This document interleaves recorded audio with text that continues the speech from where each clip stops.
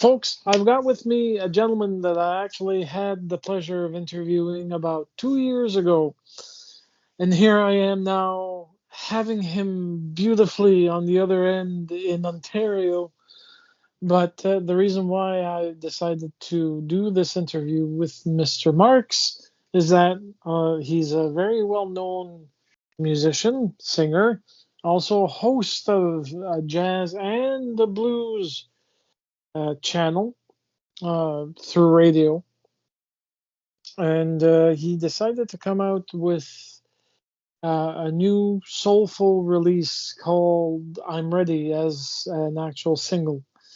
So the first question I have is, when did you actually come out to? When did you actually produce the single? Yannick, it has a great story, I think, that goes Okay. all the way back to 1978. We were recording for A&M Records with a chap by the name of Malcolm Tomlinson. And Malcolm was a guy from Britain. He was signed to A&M, and we were recording with Jack and Cub Richardson at the legendary Nimbus Studios on Hazelton Avenue. And Jack Richardson was a cruel taskmaster. We wanted to sing and play off the floor because we were a band. And he took everything apart. And then he added the Brecker brothers and Doug Riley and some great backup singers. He did a big production. But on the side, his engineer pulled me aside, the late Jim Frank.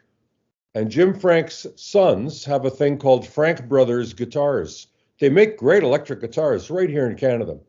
Jim said, "Hey, you want to do a demo session? I'll give you downtime in the studio." So I had this song, "I'm Ready," and another one that ended up on Malcolm Tomlinson's record. So "I'm Ready" was first recorded in 1978, and it has sat in my back catalog, Yannick, ever since. So, are you planning on doing another disc down the road with the fact that you released a single, or was it just a one-off thing that you were doing? Good question. Previous to "I'm Ready," I did a single called "Man on the Radio." That might have been when we last spoke. Yes. And then I thought I have to put out another single because I do want to make an album. Who buys albums anymore? Who buys compact discs, right? And snobs will say, "Oh, is it available on vinyl?" But that is not a very productive thing to do anymore either. But yes, I want to make an album. I want to make a physical product, and it will be, I believe, on a compact disc. I have a nice bunch of songs ready to go, but Oh, "I'm nice. Ready" seemed to be the one to do now as a single. So I love the composition for the song.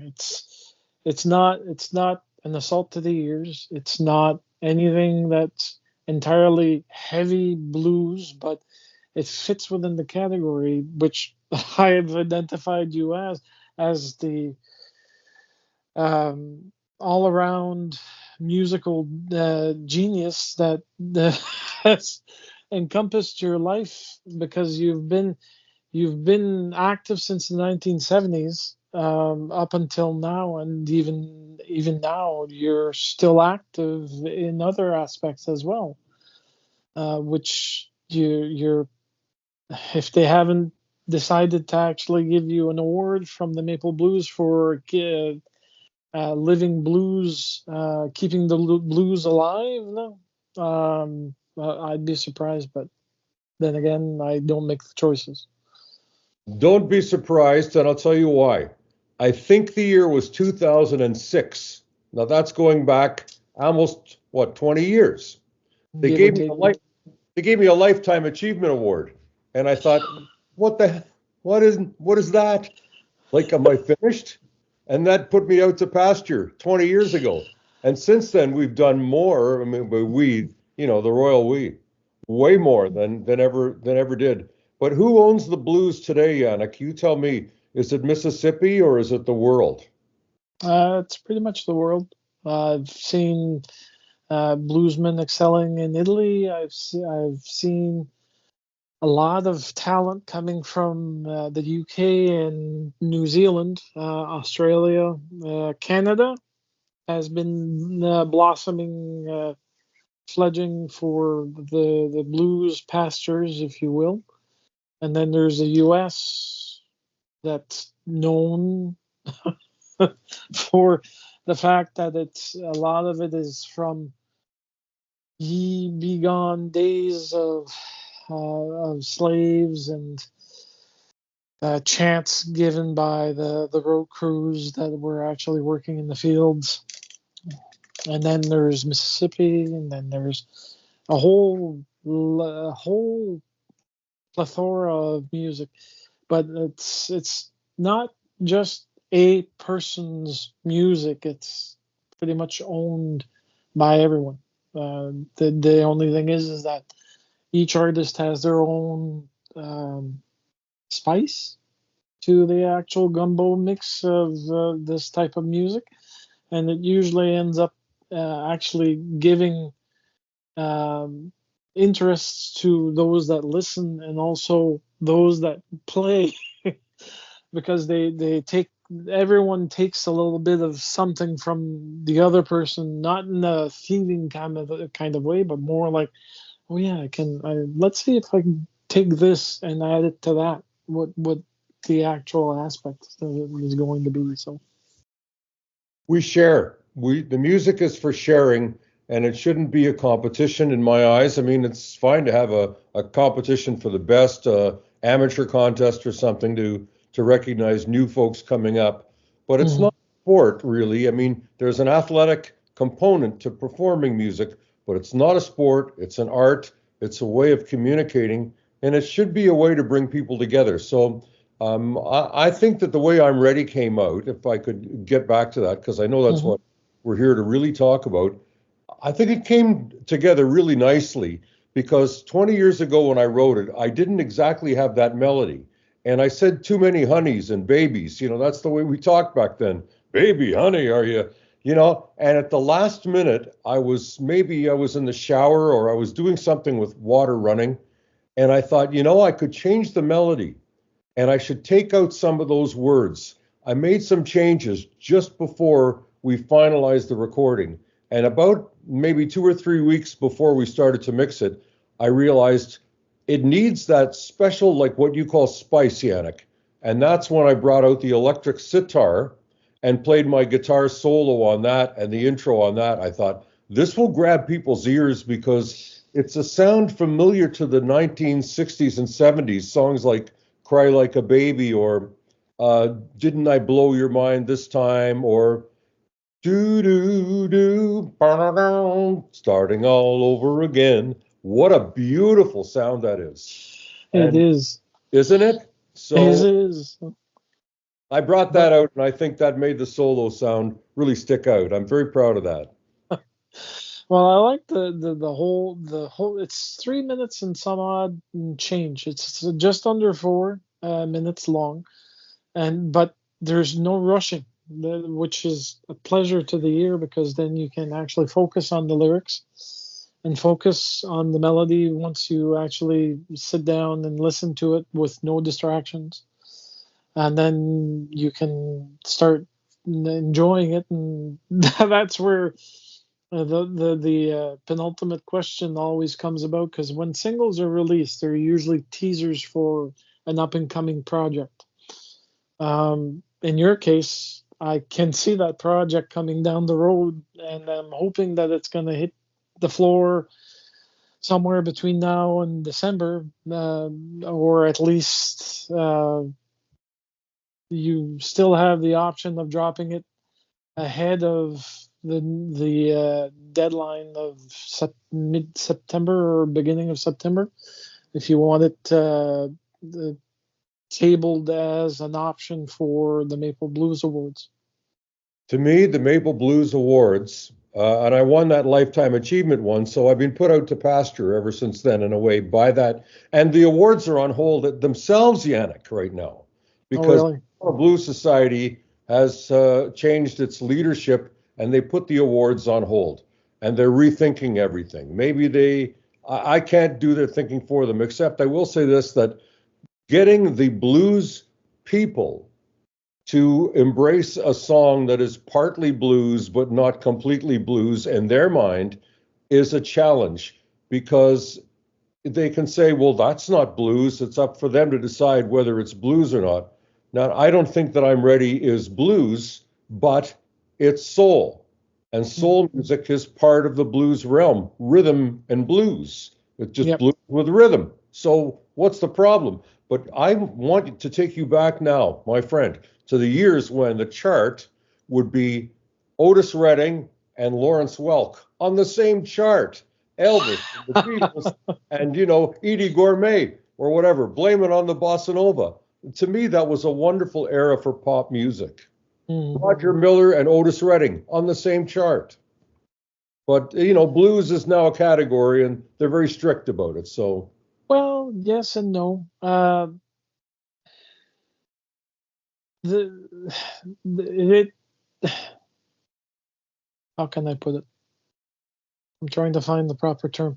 It's just that blues is more than just blues. Like if you go back to Muddy Waters, if you go back to Leadbelly, if you go back to any of those classics, including Robert Johnson, um, sure, there was a finite uh, quality to their music in regards to, well, this is blues, this is this, he's crying his soul. But then if you look at country, it's almost the same thing. I lost my dog, I lost my wife, I lost my cash, I lost my truck, I lost my life. So they try to restrain the blues in a certain format.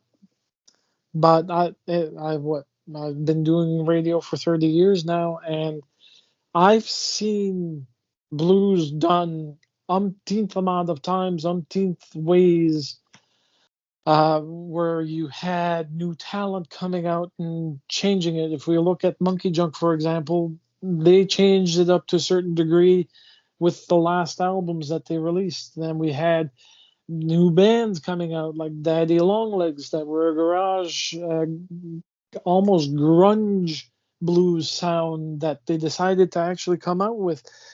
And then you've got uh, Blue Moon Marquee, who's doing their own thing, and they've developed umpteenth amount of projects around what they actually enjoy in blues. So, and then there's you. You also did the same thing. true enough. Well, If they're uh, accepted, so can I be then, I think. there's exceptions, and there's always going to be discussions in regards to judging of talent and judging of song and judging of lyrics, judging of producing, judging of everything that's part of the album that's released, or an artist that's actually not published but being recognized because they're active in the blues scene per se. So they're doing gigs, they're doing concerts, they're doing events, but they have nothing physically to actually prove themselves as wanting to be known. I mean, if we look at Dutch Mason's son, Dutch Mason did a lot in regards to the blues community. He was known as the Prime Minister of the Blues, or he Yeah. was given that title. And then his Eric, son doesn't. Mason. Yeah, exactly. He does not want to do anything more than the one album that he did because he feels that it's never going to be true. Wow. So he just stays in the moment, which each his own. But I've urged him to actually decide to do at least another album. If that'll ever come in my day, I'm not sure, but Well, he is loved where all around, certainly in our area, they love him and they're just blown away by his ability. I don't know Garrett. I did know Dutch, and there are a lot of good things about Dutch Mason. He never forgot anybody. He always remembered your name. He was a very lovely and loving sort of a guy, and he had the worst gout. That's because I know because I have it too. And he also he liked to drink, yeah. and yeah. I remember meeting him twice in my lifetime. He was doing a tour, but he was stopping both ways. So he ended up going at the same venue, which was they called it the V in Edmundston, which for you folks that know where New Brunswick is, he was coming our way and he was coming back because Dutch is originally from Nova Scotia. Right. And then he had two sets every time, and I ended up actually going to see him, met his bandmates, met him, and it's kind of a bittersweet memory because he was treating his physical ailments at the same time as taking his alcohol. So he did a lasting impression for the people that know the blues. I still have a lot of his albums and a lot of his music that actually points me to a lot of people that are influenced, that knew him, that actually got a chance to talk to him, and you're one of them. um, but coming back to your soul blues, I mean, the whole thing is surreal because it feels the album the single feels as if it was recently done, but this was actually done years past. You just took it out of the vault. Let me tell you, it was recorded as a demo in 1978 and it lay there sleeping. I only told the first part of the story. I'm drawing it out. It lay there sleeping.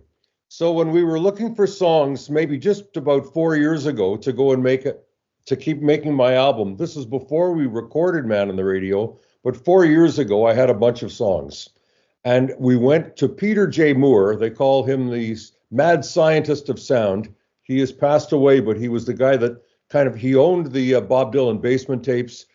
I believe he's the guy that recorded the Cowboy Junkies, and quite an incredible music man. So we went to his place, and the musicians included Barry Keane, Gordon Lightfoot's drummer, Jonathan Goldsmith, a wonderful composer of film music from Canada, Robert Pilch, one of my dear friends and one of the greatest jazz guitarists in our country, and Alec Fraser, who's a great force in the blues, bassist and a dear friend.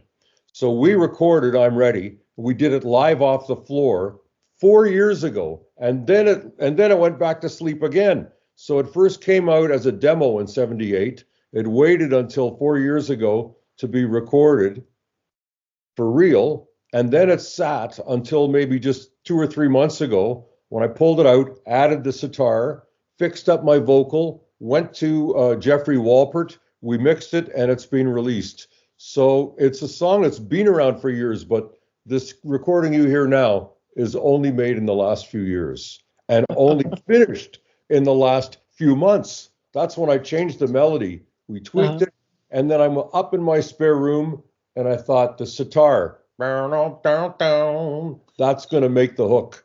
And I recorded it. I stuck a mic in front of the amp. I pushed record. I ran through it 3 times, and I said, that's it. I have to leave it fresh.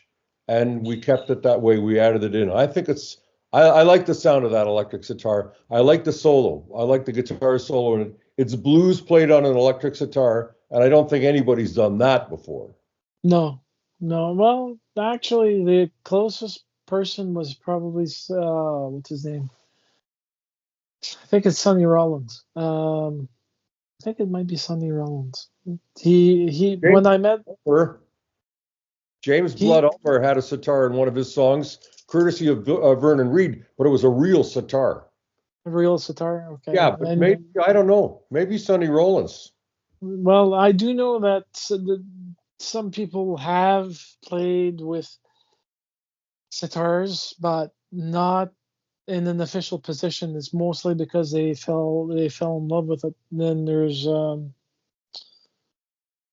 the love of me, I forgot his name. Harry I Mang, met it's Harry Harry Mang Mannix. does that That's kind the of a name. thing.